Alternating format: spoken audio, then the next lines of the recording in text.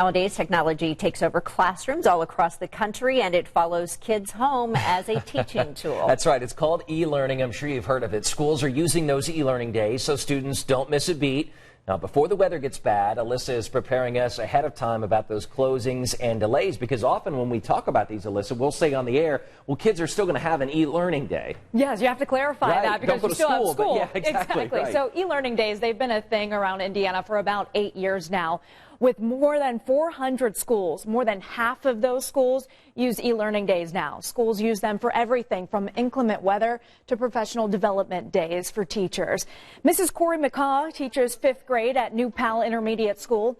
She says she loves e-learning days and gives her students a week to complete the work assigned on an e-learning day.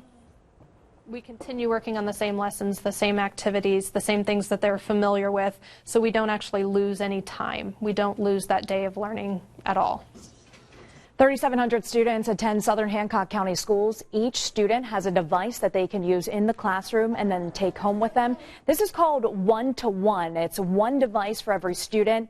As for internet at home, a majority have access to it. So for the other students, they can find free Wi-Fi, and that's what this map is. So you could see if your school provides a map like this before an e-learning day pops up. Obviously, we prefer for kids to be learning in school, all the time, but, Mother Nature doesn't always agree.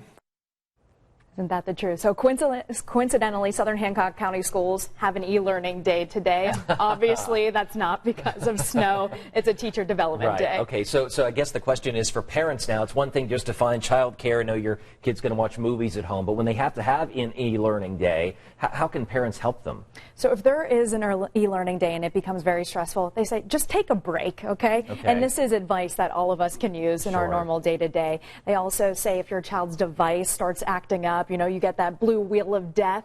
They say just to let your kids figure it out, because chances are they'll know how to fix it. If that doesn't work, your teacher is always available just for a quick email, and they can answer any questions. Probably about the only time kids are bummed to get on their computer devices is an e-learning day. Yeah. The snow days aren't what they used to be, right? Back in our day. Back in our day. Anyways, you bundle up and go to school. Thank you so much.